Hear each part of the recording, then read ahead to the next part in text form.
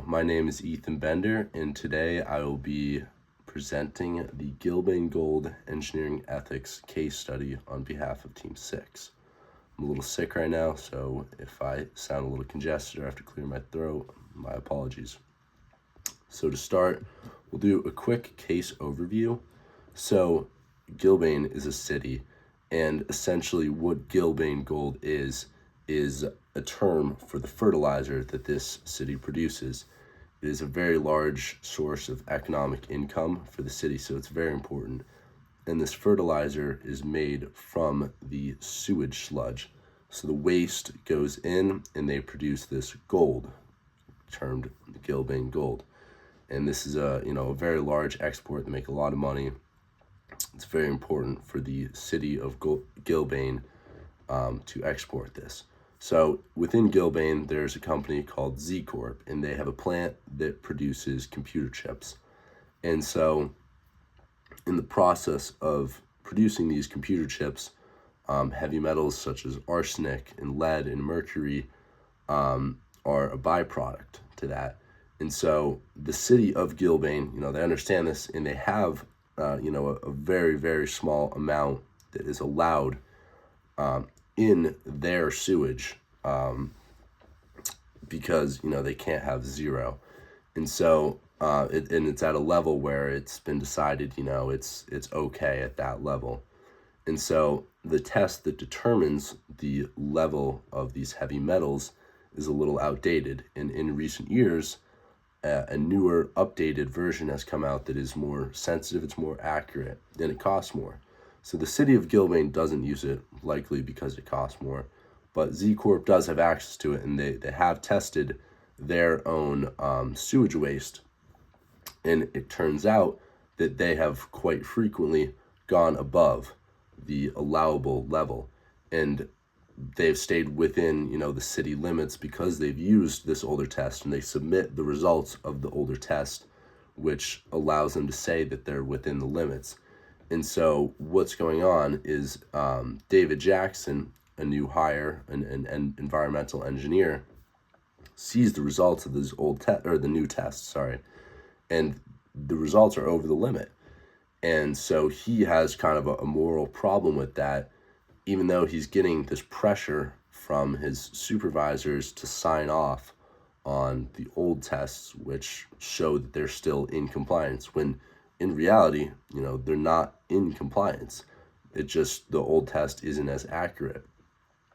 And then to make matters worse, this corporation, Z Corp, has recently signed a new contract that will 5x their production.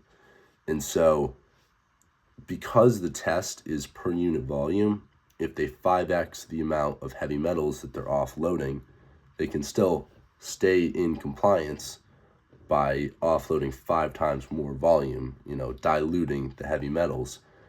And so that's what their plan is, even with this 5x increase.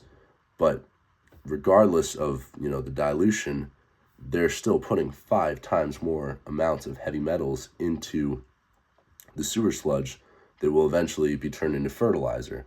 And then this fertilizer will, fertilize plants, make its way into fruits and vegetables, and then be consumed by humans. And on top of that, obviously, heavy metals are just not good for the environment in general.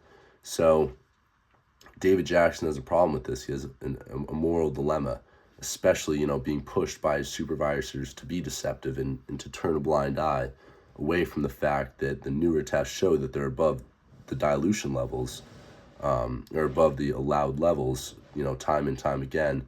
And so what David Jackson decides to do is whistleblow and go to the local news and tell them that, Z Corp is putting dangerous levels of heavy metals into the sewage sludge. So, this is violating numerous ethics codes. From the National Society of Professional Engineers, we've identified 4 of the most obvious ones right here. So we'll go into a little more detail with each one of those right here. So the first one, engineers shall hold paramount the safety, health, and welfare of the public. Obviously, arsenic and lead levels releasing at higher levels than regulated, you're not taking into account the safety, health, and welfare of the public. You're putting company profits above that. Obviously, in order to get those numbers down, it would cost the company a lot more. Have more effective filters and whatnot, whatever actions they could take to bring down their heavy metal excretion levels. That's going to cost them money. So you're not holding paramount the safety, health, and welfare of the public. The company supervisors are putting profits over that. And obviously, if they're being released at higher than regulated levels, that means they're going to be present in food at higher than regulated levels, and present in the environment for other animals, for marine life, for any living thing. Heavy metals is not good. And so you're not holding the safety, health, and welfare of the public paramount, and you are disregarding the needs of the environment. And even though you're following regulations, technically you're submitting that old test, the public or the city only requires the old test. They don't require the new test results. You are still putting the public at risk. And even if you're in compliance with the law, in technicality, you must, put the safety and the public interest first. And that, did not happen. So 2 more here. Engineers shall avoid conduct or practices that deceive the public and, avoid deceptive acts.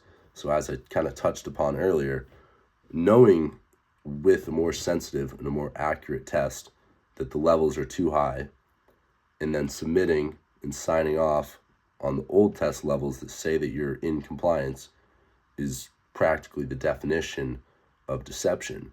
You know that those test results are not correct, and the test simply is just not accurate enough. You have the results from the more accurate test, and you know that it's not giving the right results, and so you're deceiving the public, you're deceiving the city, you're deceiving the farmers who are going to buy the Gilbane Gold fertilizer and grow their food with it. None of them know that these heavy metal levels are too high. But you do, and you choose to sign off on it anyway. You're breaking ethics codes. That's being deceptive. So, as for the official decisions of this case, it is a made-up case, so it's not actually, no real official decisions happened.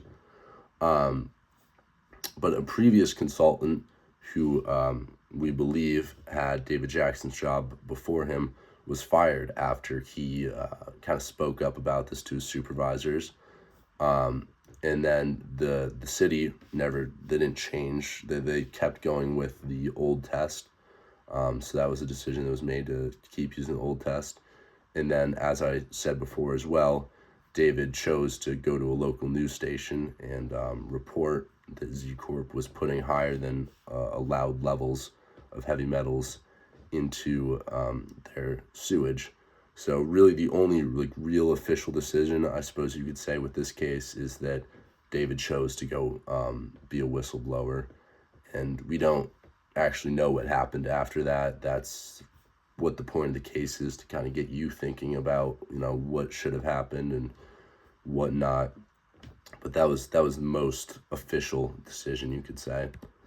And so for our team's perspective, we definitely agree with David Jackson here. It's completely unethical for Z Corp to be putting, higher than allowed levels of heavy metal, and they know that they were, and they turned a blind eye anyway. And that's just not right, as we saw earlier with the engineering ethics codes. They're breaking multiple, and they're being deceptive. You're not putting the health of the public first. And I think you'd have a pretty hard time arguing against that. It's a fact. Heavy metals are not good. You're putting too much out there, and you were lying to the city about how much was being put in that fertilizer. And as engineers, we have an ethical responsibility to prioritize the public. It's not all about company profits. You wouldn't want your family eating fruits and vegetables that were high in levels of lead and arsenic and other heavy metals. And so while we do agree with his decision to do something about it, because it is ethically wrong to just turn a blind eye and sign off on the old test and just let Z Corp continue to pollute the city, we think that there's probably some better ways he could have gone about it.